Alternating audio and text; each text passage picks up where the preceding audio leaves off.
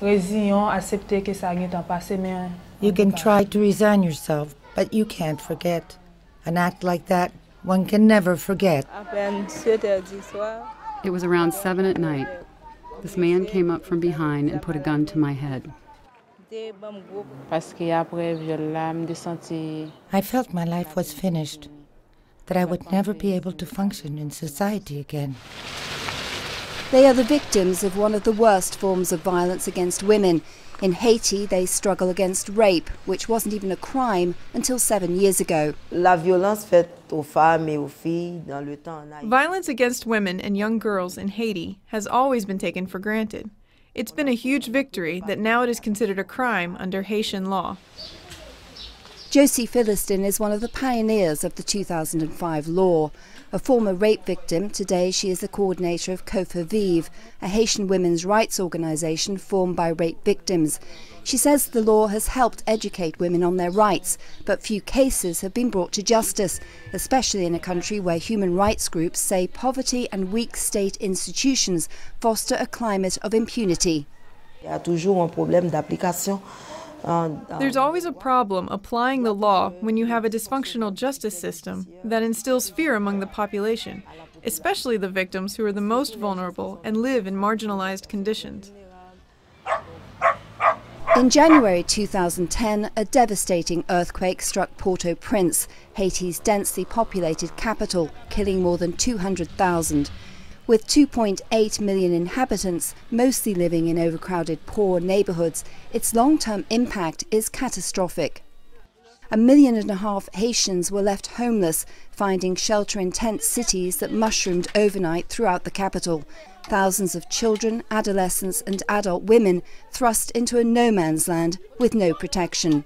These are people who lived in low-income neighborhoods. Even if they lived in slums, they lived in a community where everyone knew each other. Within seconds, that social safety net of communities was leveled and transformed overnight into a chaotic landscape of survivors.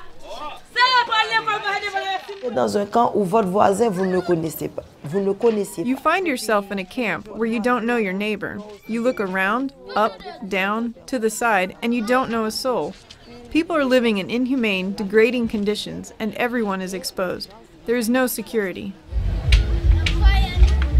More than 2 years later, 500,000+ refugees still remain in the decaying camps. With international emergency aid exhausted, they are among the most vulnerable, no longer receiving basic needs like drinking water, sanitation services or security. The UN High Commissioner for Refugees says there's an alarming increase in rapes and violence against young girls and adult women in these camps. One of the most notorious, it says, is Champ de Mars camp, right in front of the collapsed presidential palace. In its narrow alleys, we found Yuselin Marcellus, a 16-year-old girl who says she was gang raped in the camp last November. She became pregnant. Without family and nowhere to turn, she says she turned to prostitution to feed her 4-month-old child. There were 10 of them. It's hard. It hurts a lot. It's always in my mind. I can't forget. We were led to Yuselin's tent by 2 young men, Carlos and Ludner, who volunteer to protect her and other young women here. Since I was living in this camp for 2 years, I see many little girls being raped. Even they are 9 years old, the old people, young people, they don't care about that. We try to stop that right now, we made a big group, 50 guys, try to stop, the rape, but, we can't. We can't. Philistin says there's been progress. With the help of the Haitian police, more than 1,000 rape cases have been officially registered in the last 2 years. But with the judicial system still in limbo, many of those cases may never see their day in court. On the other side of town, at Camp Nicaragua, Delna Charlatan is both refugee and president of the Women's Watchdog Group, one of 16 frontline volunteer organizations working day and night throughout the camps. Delna and her committee check regularly through the camp to make sure everyone's flashlight has working batteries, and especially that every female has a whistle. We give all the women a whistle so that if any of them feel threatened, they can blow it. And everyone will be on alert and come to her rescue. When they locate a victim in a camp, they refer her to a place like Kofa Vive, which has one of the few safe houses in the capital. Kofa Vive's community workers are for the most part victims of rape or other violence themselves.